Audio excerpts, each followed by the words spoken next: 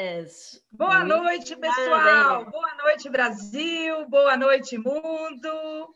Eu sou Helena Ribeiro e este é mais um FDC Cast, um show de conversas do grupo Fora da Caixa. O Fora da Caixa é um movimento que já está há 4 anos no Brasil, começou aqui em Campinas e hoje já está em mais de 7 cidades.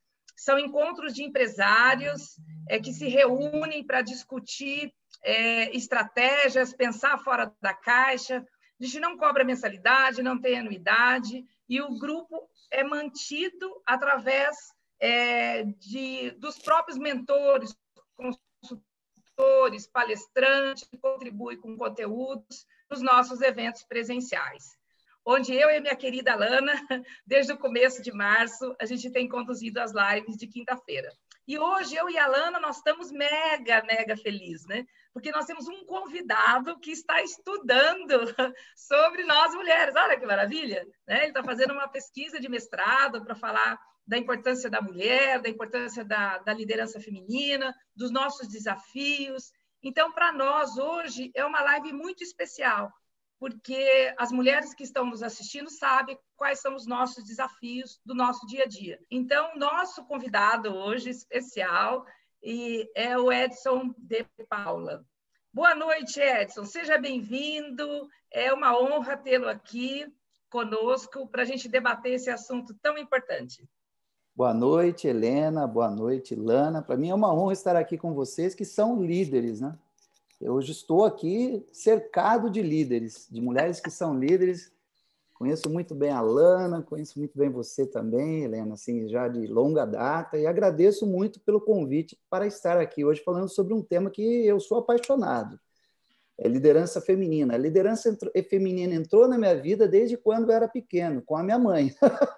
A minha mãe foi a minha primeira líder, era a líder de casa, era a primeira pessoa da nossa casa que se levantava de manhã, né? Todos os dias, era pontualmente às 5 horas da manhã, aquele cheiro de café no bule, né? Preparando o café da manhã para toda a família. A mamãe é de uma família de herança italiana, então é aquela descendente de italianos, assim, né? Que faz barulho, que faz festa. Então, aquele cheiro de café de manhã, às 5 horas da manhã. Fala com as mãos! E ela nos levantava, nos acordava todos os dias e era a última a se deitar, enquanto ela não arrumava todos na cama. E eu nunca me esqueço, até no livro que eu escrevi, eu vou falar um pouquinho desse livro daqui a pouco, que é um livro que eu escrevi em 2014, chamado Mulher é um Show, que conta a história da minha mãe, da minha esposa e da minha filha, as 3 gerações de mulheres que são líderes, né, para mim. E no final da noite, eu nunca me esqueço, ela pegando aquele relógio de corda, né? E dando corda no relógio, que era para poder despertar de manhã, para poder acordar e liderar a casa novamente. Foi uma grande líder. Uma mulher simples, humilde, mas que tem 3 características marcantes de nós, né? Que nós podemos enaltecer na liderança feminina. Já falando um pouquinho do tema, as mulheres são harmoniosas, são sistêmicas, holísticas e altamente confiáveis. Então, eu acredito que esse tema aqui será muito, muito gratificante para todos nós. E fico honrado e lisonjeado poder falar desse tema diante de 2 grandes líderes. Ô, Edson, nós aqui estamos honradas de tê-lo aqui conosco, ainda mais um homem estudando sobre nós, mulheres, né? Isso é maravilhoso. Lana, boa noite, Lana. Seja bem-vinda, minha companheira de guerra. Oi, Helena. Oi, Edson. Que prazer estar aqui de novo. O Edson é uma pessoa muito especial para mim. Eu estava procurando um curso de coaching, né? Era um curso que eu queria muito fazer, porque nós somos aí um grupo de mulheres liderando escolas ensinam, né? No meu caso, a escola de inglês. Nem todo mundo considera como uma escola de formação, mas né? E tem muita gente, né? Então, para liderar pessoas, nada melhor do que ter um conhecimento desse que foi fantástico. E aí foi muita coincidência, porque uma outra franqueada CNA, lá de Recife, me indicou o Edson, porque tinha feito o curso com ele lá em Recife. Nossa! E o treinamento porque é um treinamento mesmo, com formação e tal, em coach, né, Edson? E aí a Ani, minha querida amiga, me convidou, falou, olha, eu acho que a gente procura sempre referências, né? E ela falou, olha, com quem eu fiz, eu gostei muito, melhorou muito a minha performance na equipe e tal. E aí ela me indicou o Edson quando eu fui ver o endereço, né, Edson? Do ladinho. Campinas.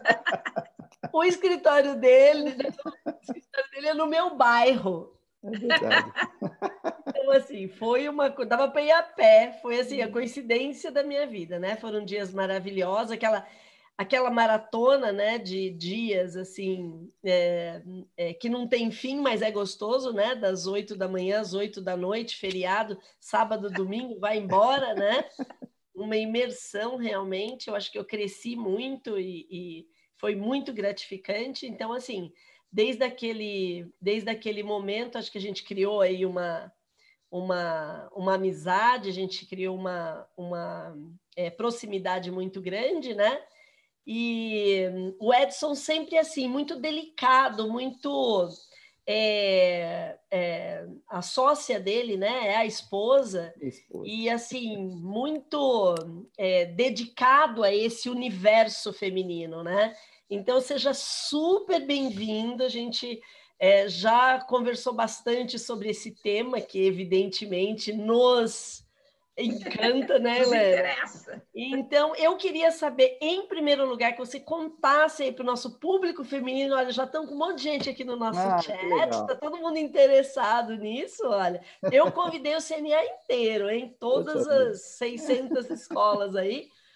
E eu queria saber, assim, o que levou você, Edson, a escrever e aí pesquisar, fazer um mestrado, né? Entender esse universo da liderança feminina, porque é diferente de você estudar a mulher, né? Quer dizer, Com certeza. essa coisa de estudar essa liderança, como é que ela se processa, deve ser absolutamente fantástico, né? De uma maneira resumida, em 2013 para 2014, eu resolvi escrever esse livro, Que a Mulher é um Show, de uma maneira bem resumida mesmo, contando a história de 3 grandes mulheres da minha vida: a história da minha mãe, a história da minha esposa, a história da minha filha. Características marcantes que elas têm. A minha mãe é super, super, super Mônica, aquela pessoa que está sintonizada com tudo, né? Tem super perceptiva e empática. A característica da Liliane, que é minha esposa, minha sócia, minha alma gêmea, um grande líder também na minha vida, é uma guerreira, uma mulher guerreira. É pau para toda a obra, sabe? Não tem tempo, e vamos lá, e sempre incentivando, uma mola propulsora. E a minha filha, né, que é a terceira geração de mulheres da minha vida, é uma grande sonhadora. E tudo que ela sonha, ela coloca foco e determinação. Então, assim, você imagina, eu sou cercado de histórias, de referências femininas, não é? E como consultor também de desenvolvimento profissional, trabalhando especificamente com lideranças há mais de 15 anos na minha vida, é claro que eu treinei mulheres e mulheres líderes foram treinadas por mim, como você mesmo participou de uns treinamentos meus, a Ani, são mulheres fortes, mulheres muito emblemáticas, não é? E quando eu escrevi esse livro, a minha pergunta na época, né, coincidentemente, na época também nós tivemos a primeira presidente no Brasil eleita, né, então, várias presidentes, a Alemanha também, então, as mulheres se destacando, inclusive, nos ambientes políticos, em cargos de alto escalão, e assim, entender um pouco de onde vem e qual é a essência feminina, principalmente na liderança. E aí foi que eu escrevi esse livro, e, coincidentemente, eu estava treinando, estava mentorando uma supervisora numa grande multinacional, e ela chegou para mim e disse o seguinte: Edson, eu tenho um sonho e eu tenho uma dificuldade, um medo para vencer. Tudo bem, conta para mim um pouquinho, o que está acontecendo com você hoje?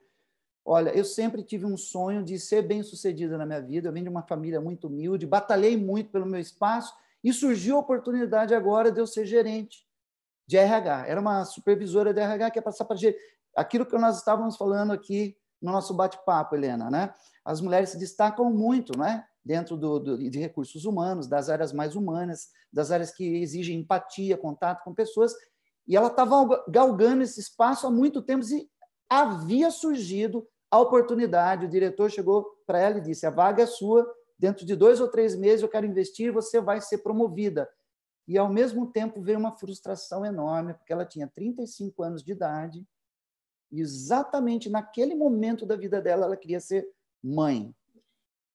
Com um dificultador muito grande na vida dela, porque ela tinha um problema no útero e precisaria fazer uma cirurgia muito delicada, que ia precisar ficar em uns 2 ou 3 meses convalescendo, se recuperando para poder fazer o teste e ver se ela poderia ficar e engravidar, não é verdade? Então, o relógio biológico da mulher nem sempre ajuda no relógio da carreira. A Helena trabalha com empresas, com multinacionais, é uma grande consultora, ela entende muito bem o que eu estou falando, porque quando nós falamos do ambiente masculino, o homem é desapegado de qualquer coisa, a mulher é muito apegada, ela se apega às pessoas, ela é preocupada, ela se cobra mais, ela é muito mais responsável, agrega responsabilidade, mas, ao mesmo tempo, se cobra muito, não é? Então, existia um pensamento nessa gestora, nessa supervisora, da seguinte forma: e se eu não der conta nem de ser mãe e nem de ser uma boa líder para aquele momento? E eu tive que fazer um super de um trabalho de alinhamento comportamental, de mudança de hábito e de habilidade, de negociação e de não desistir do sonho, porque ela estava prestes a falar assim: poxa, eu não sei se eu peço demissão para ser mãe, o que eu faço, Edson? Me ajuda.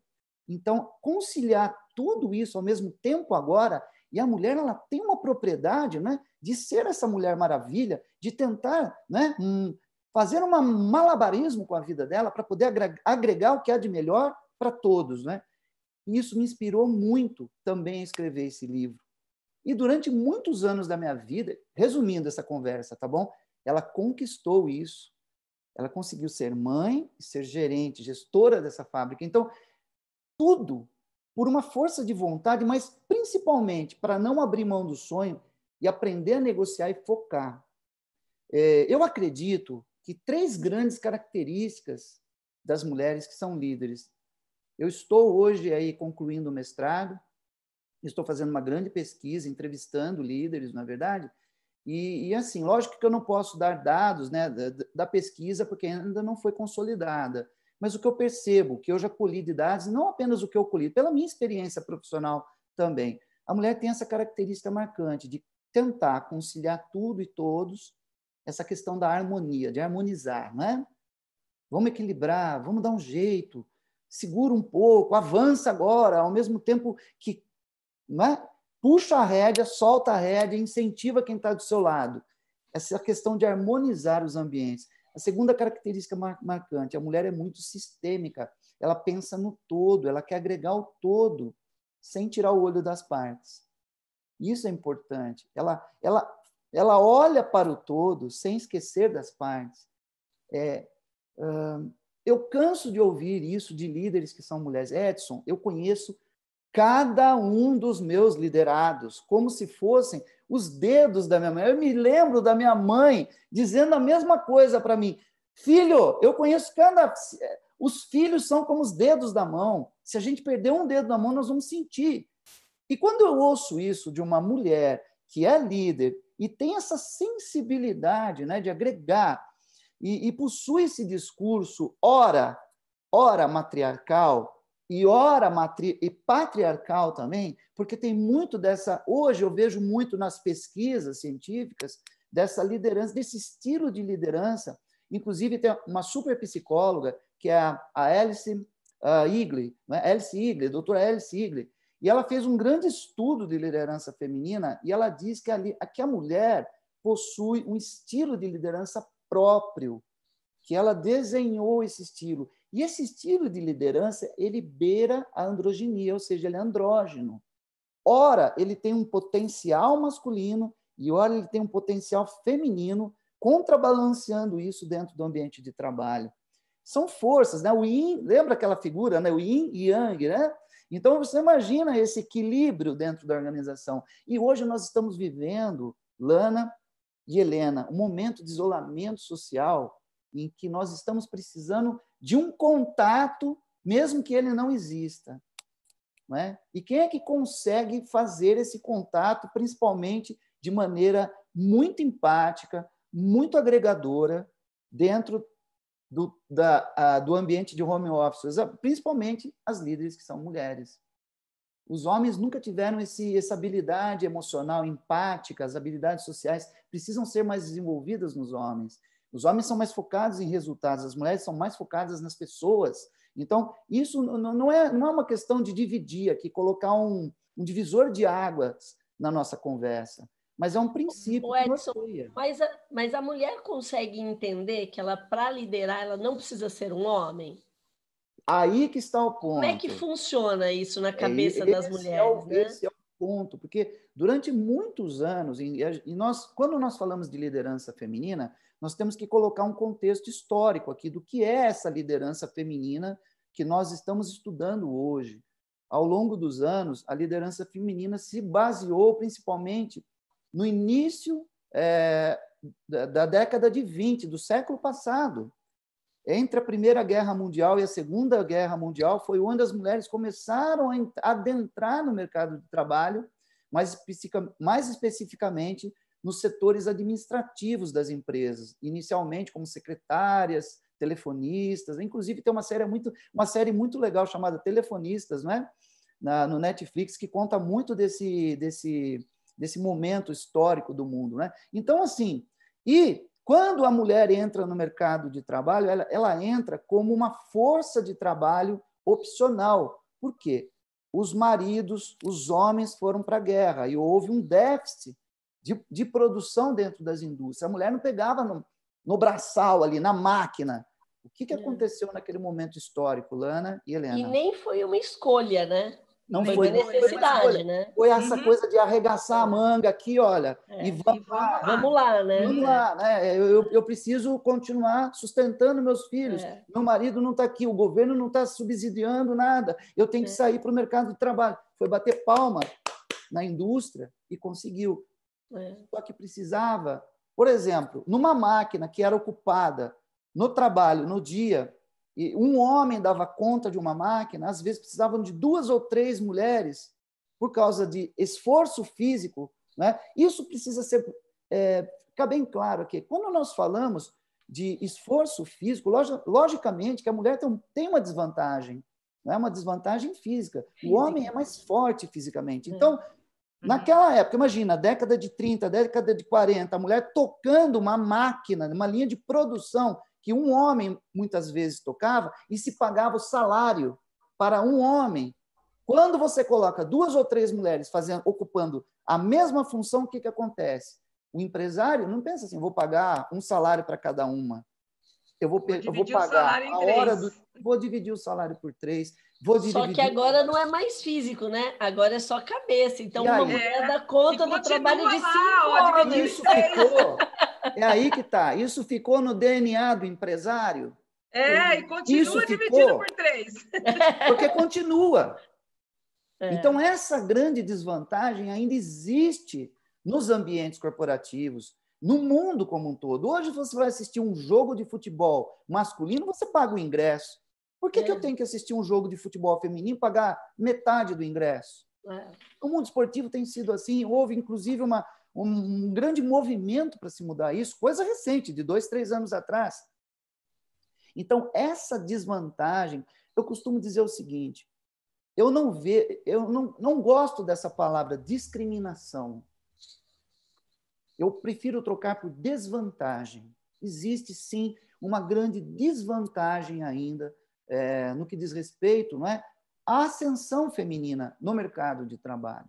Então, Edson, assim, mas você que estuda isso, eu estou no mercado, nessa área de consultoria, a Razão Humana tem 20 anos de mercado, e eu trabalho nessa área de treinamento e desenvolvimento, coaching, mentoria, tudo, agencio, tenho parcerias com vários outros consultores também.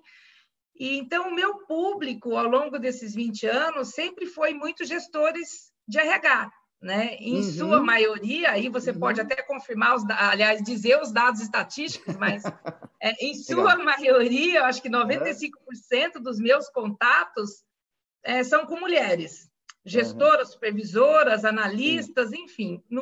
Na área de recursos humanos, o público feminino ele é predominante, até um nível da direção.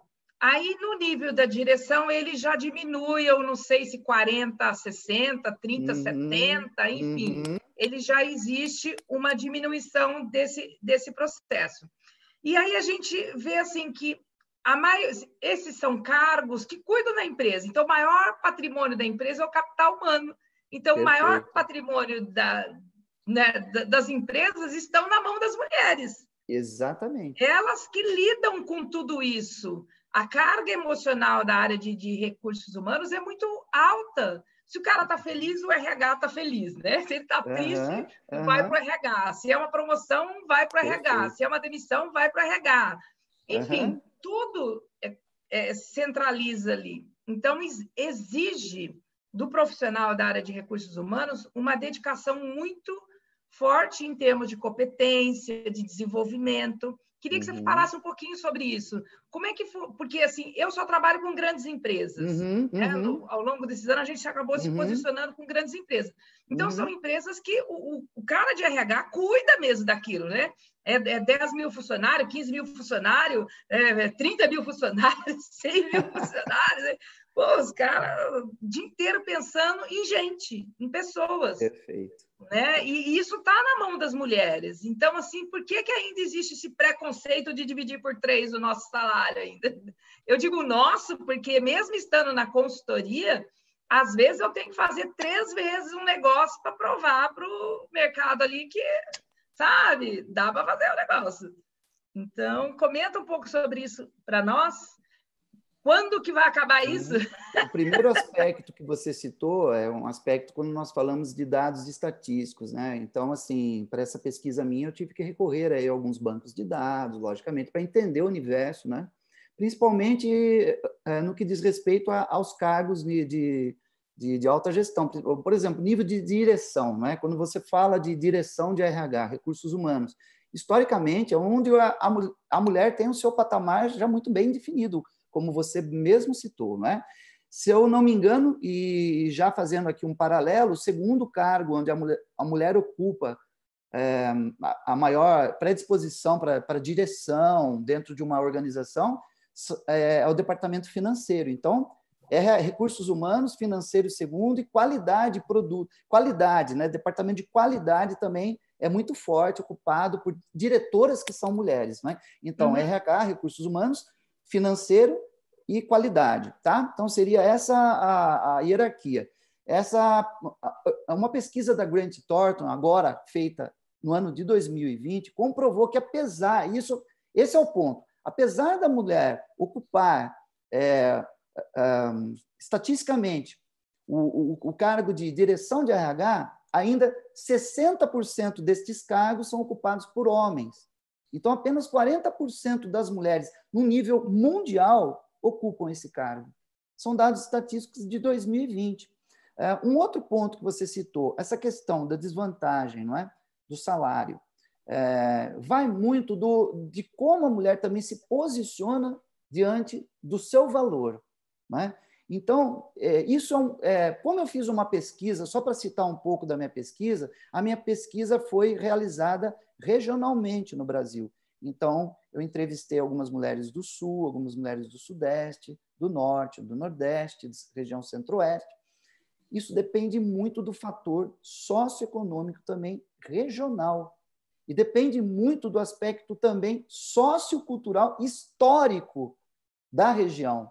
Então, quando nós falamos, por exemplo, da região Sudeste e Sul, né, que são regiões que comportam as maiores empresas, os maiores, digamos até em nível salarial, na verdade, os maiores salários do Brasil, é muito difícil de você ver esse tipo de desvantagem. Existe, mas é raro até. Não existe, mas é raro. Agora, quando você começa a ir para regiões, por exemplo, norte do Brasil, nordeste, onde existe assim, uma certa... A palavra seria essa que eu encontro, né? Até uma certa estigmatização da mulher. Existe ainda, nessas regiões, né, a sensação que o colonialismo ainda existe, o patriarcado ainda existe, não é verdade? Essa reverência, né, da filha para o pai, da filha para o esposo. Então, existem barreiras socioculturais que também, no caso da mulher, poder se posicionar, exigir o seu direito, dificulta um pouco mais. Então, essas questões dos fatores psicossociais, dos fatores também geográficos, culturais, históricos, influenciam muito, Helena, tá? Então, a mulher já tem galgado seu espaço no mercado de trabalho, isso é comprovado. O que eu vejo?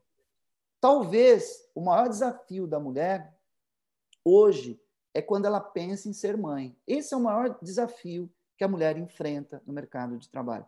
Porque, em detrimento dessa escolha, ela abdica, inclusive, de horas de trabalho, ela quer flexibilizar o seu horário de trabalho e, com isso, implicitamente, não é verdade?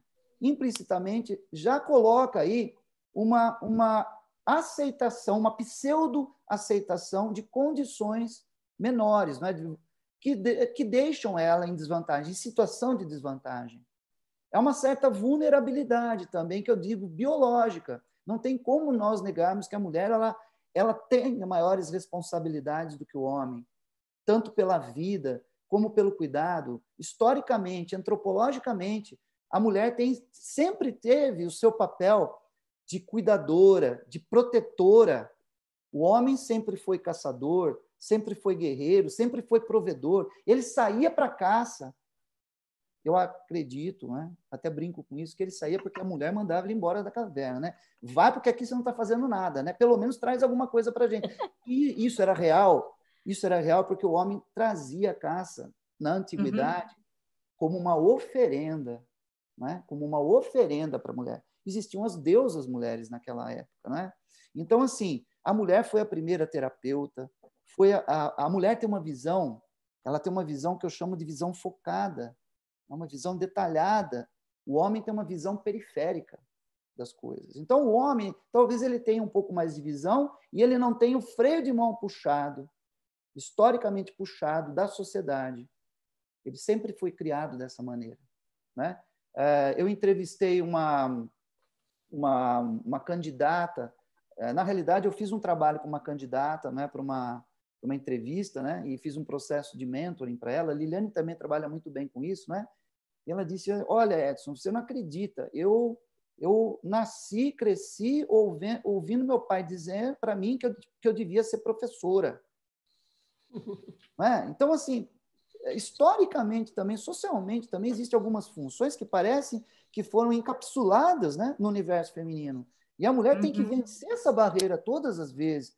Por que professor... historicamente foi natural, né, Edson? Você que é do CNA, eu conheço toda a direção do CNA, o Décio, você sabe do que eu estou falando. Por que tem esse... Olha, professor, educação é algo que já está enraizado. Não, muito pelo contrário. Existem professores que são homens e são tão bons quanto as mulheres, e assim como existem engenheiros e engenheiras, existem N... Olha, na região centro-oeste do país, não sei se vocês sabem, os donos das fazendas só contratam mulheres. As maiores especialistas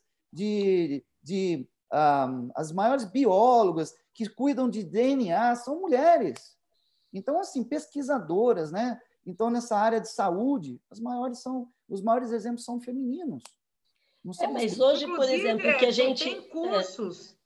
Hoje o que a gente tem lá no CNA, por exemplo, hoje nós somos num universo aí de quase 700 escolas, 80% geridas por mulheres, né?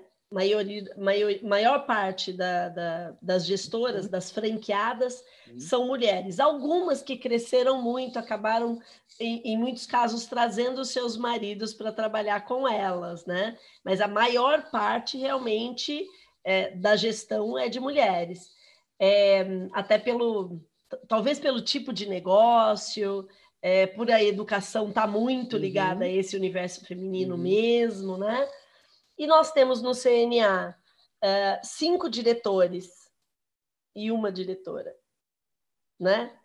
Gerindo essas mulheres. Então, assim, eu pessoalmente reclamo bastante disso, né? Eu falo, né? Como assim, né? Nós somos esse universo e a gente acredita que possa ter uma contribuição maior, né? Mas hoje nós temos uma diretora de marketing e comercial e o restante dos diretores, inclusive o presidente, o Décio, é homem, né? Então, assim, eu acho que tem um longo caminho ainda, né? Mas como você estava falando, é tudo muito novo, né? Essa liderança feminina, esse sair da caverna para ir também caçar, é muito novo, né? Então, assim, dentro desse universo onde é tudo muito novo, a gente tem que ponderar isso também. Se você pensar no tempo em que a mulher saiu da caverna e foi buscar o seu espaço, até que a gente conquistou muito. Não me conformando, não é isso, tá? Mas não, assim, tem uma conquista muito grande, são 70 pelo anos espaço de tempo histórico, né? Mas aí, Orlando, eu acho que isso é um processo que a gente está vivendo de reconhecimento, a gente está vivendo um processo de mudança de mindset dos homens, das mulheres. A gente está fazendo um trabalho muito forte em conjunto. Por quê?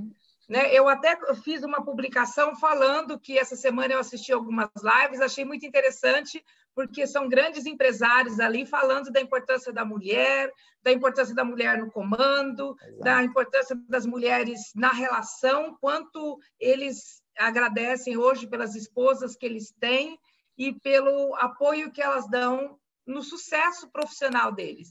E eu acho muito bacana isso, porque eu fundei a Razão Humana 20 anos atrás, era uma menina ainda, né? Que linda! 20 anos atrás. Então, ou seja, quando eu chegava numa empresa, assim, né, as pessoas ficavam esperando, assim, né, que deu o sócio dela, né? Quem que é o... Cadê né? o chefe? Cadê o chefe? Né? Então, assim, às vezes eu estava lá desenhando um projeto, discutindo, né, um projeto de consultoria, uma grande empresa, e estava na esfera do gerente ali. E quando ia para a diretoria do RH, tinha o diretor, né? E aí o diretor analisava a reunião para apresentar para a diretoria, eu lá metida, né, apresentando o projeto, tudo.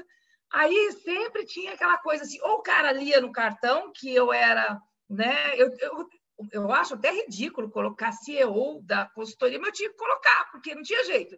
Se eu colocasse só meu nome, o cara ficava pensando assim, bom, que hora que vai vir o dono da consultoria? Eu quero ver o dono, sabe? Então, assim, tinha que ser o dono, né? Aí... O dia que eu percebi isso, eu falei, bom, vou colocar a metida aqui, CEO da consultoria, né?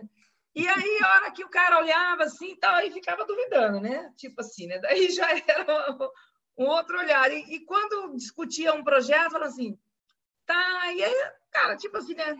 Gostei, né? E aí ficava olhando com aquela cara assim, né? Eu falei, legal, então agora a gente só precisa definir equipe, né, para entrega tal, né? Você tem preferência, pessoa mais sênior, sexo masculino, sexo feminino, consultora, palestrante, né? Aí o cara olhava assim, por que não vai ser você? Tipo assim, né? Falei, não, tem uma equipe, pode ser eu, pode ser alguém da equipe. É bom analisar o perfil, né? Não, pode ser você mesmo, sabe? Assim, pode ser você mesmo. Então, quer dizer, mas era assim uma coisa tão natural que vinha, você olhava para aquilo assim, o cara não estava preparado para receber uma visita de uma mulher, de apresentar um projeto para, né, às vezes, 4, 5 fábricas, para a gente conduzir um trabalho, né, de 6 meses, e tudo, e assim, né, tipo, o cara, eu gostei disso, né, mas será que dá conta? É um negócio meio...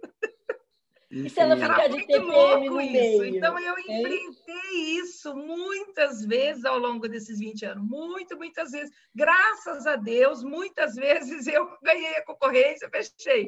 Algumas vezes, né? Nem todas a gente ganha. Mas eu enfrentei muito disso. Então, eu aprendi a lidar e assim, a sentir as dores das gestoras de RH, porque realmente é muito difícil. E várias vezes, quando eu já tinha liberdade com elas, dizia assim, o diretor, ele é machista ou não, né? Aí, assim, como assim? Não, você me dá um norte. Ah, o cara é machista, né? O cara é machista. Então, eu nem ia lá, já ia só. Eu acho que o fulano, esse consultor aqui vai ser pá, e já ia direto com o cara, entendeu? O que é importante para mim era fechar o contrato e não ficar ali achando que talvez uma mulher pudesse entregar melhor, entendeu? E aí a gente entrava e ia fazendo um trabalho, e só que, graças a Deus, isso está mudando, né? As pessoas estão... É isso que eu queria que você falasse um pouquinho, Edson, porque assim, não, a mulher, eu acho que em cima de tudo isso ela tem que ter competência, né? Porque se a pessoa já está meio duvidosa, ainda você não tem competência, aí o negócio descamba, né? Fala um pouquinho desse perfil e da competência da mulher. Não é até mais, para o Edson comentar, não é até mais. A mulher, além de ser competente, né? Mulher de César não pode só parecer honesta, né? Ser honesta, ela tem que parecer honesta. Então, assim, a mulher ela não tem que provar mais. Ela tem que provar mais. A mulher ela é competente, ela já provar que é competente. Quantas vezes mais? Quantas vezes? Fala, sua pesquisa aparece. Mas é algo que está... É aí que está algo que está implícito, né? Se você quando nós falamos de história, nós temos 13 mil anos relatados em história, né? Quando você vai abrir um livro lá, são 13 mil anos de história. A própria Alice Eagler, né? Ela tem um trecho de uma fala dela que para mim é icônico. Historicamente, é assim, historicamente, vírgula, liderança é definida em termos masculinos. Ou, historicamente, vírgula, abre aspas, liderança sempre foi definida em termos masculinos. Você vê lá, Alexandre o Grande, você vê... bom, enfim, o Alexandre o Grande era um naniquinho. Bom, enfim, não importa. O que eu quero dizer é o seguinte, nós estamos falando de aproximadamente 85 anos para 100 anos de história de liderança feminina. E é uma recente, né? Isso é recente, né? 13 mil anos de história retratando... no Brasil, mulher começou a votar em 1933. Então, se você parar para pensar, nós estamos falando aqui pouco menos de 100 anos aqui, então, puxa vida. Então, então nós estamos bem na cena, né? A gente essa história, É isso que eu disse, é muito recente. Então, assim, as conquistas, se você contar, são imensas, né? Quando eu fui fazer a revisão bibliográfica, a revisão sistemática, para montar os artigos, né, existem em torno, no mundo, existem em torno de 900 artigos, né, falando de liderança feminina. Aí você vai filtrando, sobra lá 10, 12 que realmente tem um embasamento teórico, científico, muito bem, assim, digamos assim, base científica que nós chamamos de parruda, né, consistente, falando sobre liderança feminina. São pouquíssimos artigos. Então, assim, vou escrever um artigo sobre liderança feminina. Exatamente, essa história ela está sendo construída. Então, a mulher tem a própria história.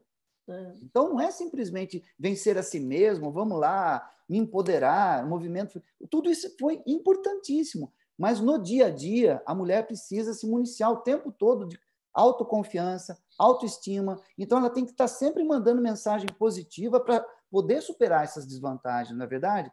Eu me lembrei, quando você estava contando, né, duas coisas icônicas que aconteceram na minha vida, assim, para ilustrar essa questão do machismo. Eu me casei com a Liliane, que é a minha esposa, em 88. Estou com ela há mais de 37 anos, não é?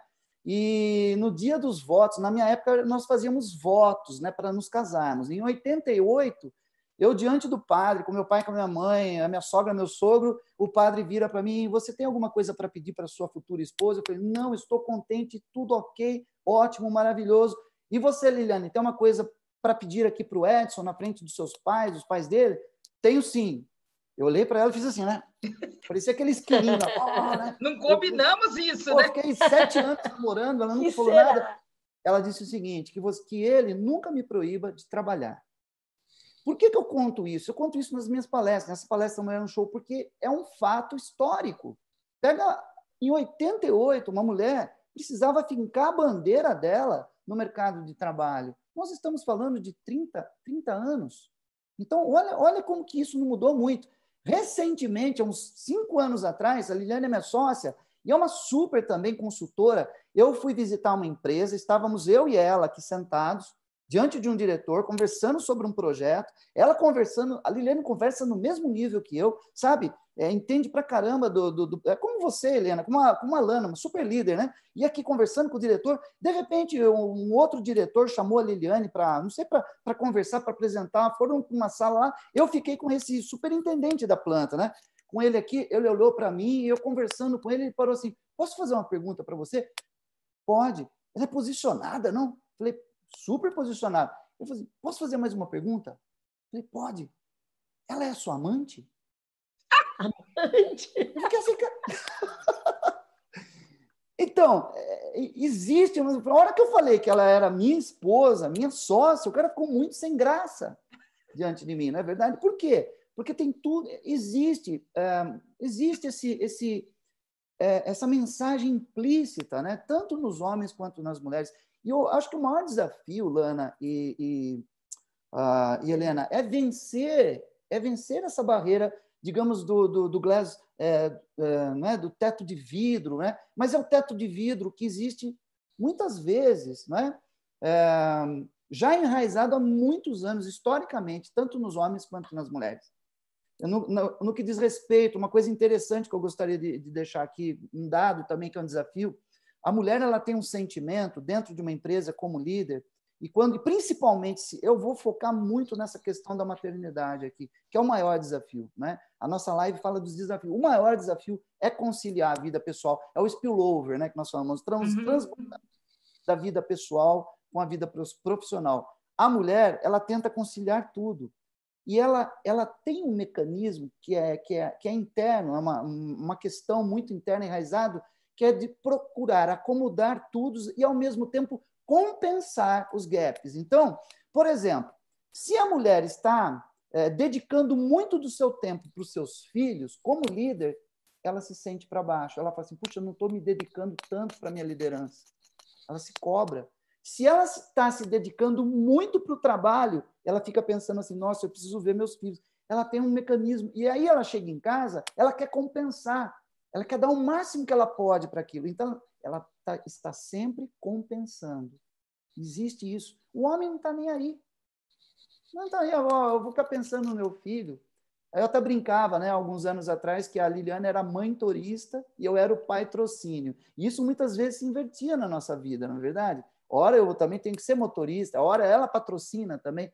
Então, quando o homem está junto da sua esposa ou da sua companheira, as coisas fluem, né? Mas nós ainda pegamos alguns discursos do tipo na mulher, olha, o meu marido me ajuda muito, ele lavou os pratos. Poxa vida, mas isso não é uma ajuda. Então, olha como que o pensamento da mulher ainda existe algumas coisas que ela luta, né? Mas às vezes ela tem um ato falho na comunicação dela e deixa escapar. Muitas vezes essas coisas que são implícitas historicamente, né? Um outro fator também que eu estou trazendo alguns dados, principalmente dessa psicóloga, né, da Alice Eagle, né, que realmente ela diz muito dessa questão do duplo vínculo que existe também. Isso é importante eu ressaltar. Se uma mulher, Helena, é muito forte, uma líder muito forte, muito assertiva, digamos assim, masculinizada, ela não é respeitada. E se ela é muito feminina também, muito delicada, ela também não é respeitada. Então, ela tem que encontrar um meio termo. Olha a dificuldade que a mulher tem para se posicionar como líder, né? Eu não posso nem ser... Eu tenho uma pergunta aqui, inclusive, vai cair na sua fala aqui. A Caroline Ferreira ela está perguntando assim, as mulheres, quando são muito incisivas, passam a ser vistas como arrogantes. Perfeito. Já os homens, com o mesmo comportamento, são admirados. Como quebrar tais paradigmas?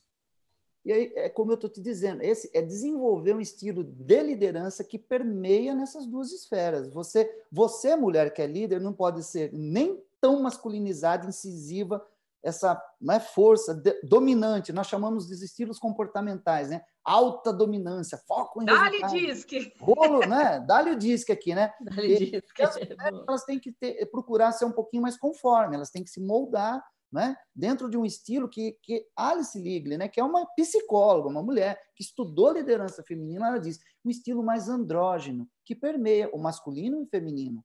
Então, aí sim ela vai conseguir, né, equalizar e encurtar esse gap, digamos assim, emocional de liderança que existe.